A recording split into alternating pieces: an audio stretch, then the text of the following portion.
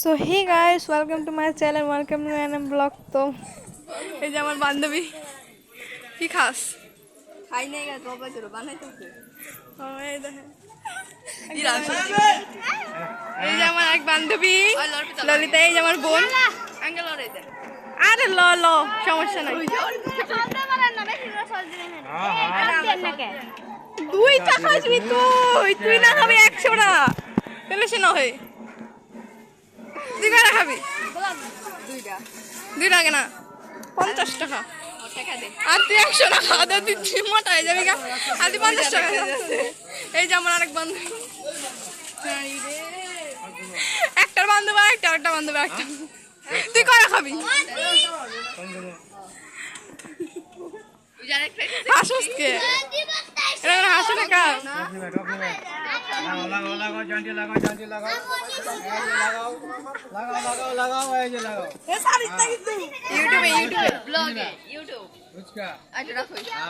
ও এখন আমার দিলি কেমনে খাস?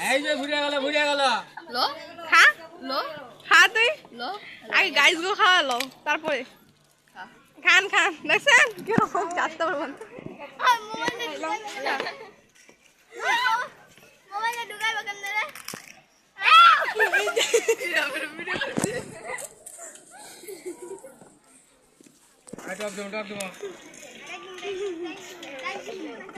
আজকে হলো আমাদের এখানকার দুর্গাপূজা চলতেছে।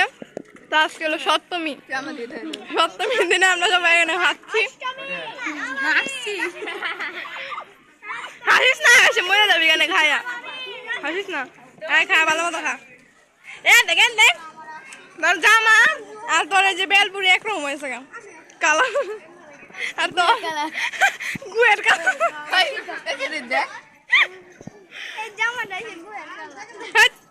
কিসের গুয়ের কালার? এটা একটা সুন্দর কালার।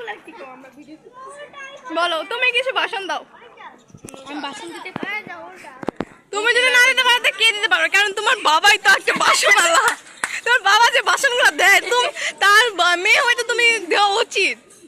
তুমি দাও যে আরে তো দিবে, তার জন্য 10 টিভি আছে।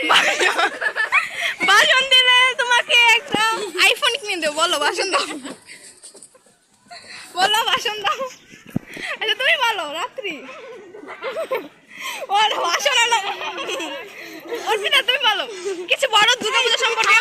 বলো আচ্ছা দুর্গাপূজা সম্পর্কে কিছু বলো। বলবে না? আর তুমি বলো দুর্গাপূজা মানে অনুভূতিটা কিরকম হইতাছে? দুর্গাপূজার অনুভূতিটা কেমন হইতাছে? অনেক ভালো হইতাছে। হ্যাঁ, তোমার কেমন লাগতেছে? ভালো, অনেক ভালো। তোমার তুমি তো খাওয়াই ব্যস্ত, বলো তোমার কেমন লাগতেছে? এই যেখানে থাকো কেমন লাগতেছে? এই না না না না না, এরকম কাম হবে না। এই নাও, আমি তোমাকে 100 টাকা দেই, এটা বোন মুছে ফেলো। কি কাম করলি? এটা কি হলো? আচ্ছা, তো আমি এখন আমাদের মন্দিরে যাব, মন্দির দেখাচ্ছি। করেছে এখানে, ওই যে ওইখানে মন্দির।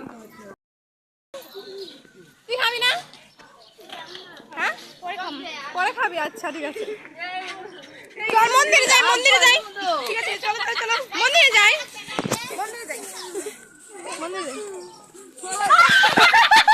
আস্তে আস্তে পড়বি।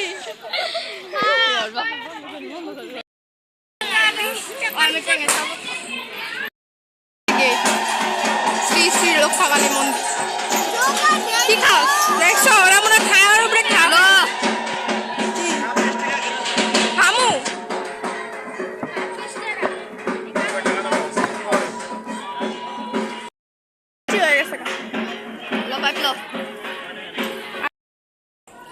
জন্মের খান খা, ঠান্ডা ঠান্ডা।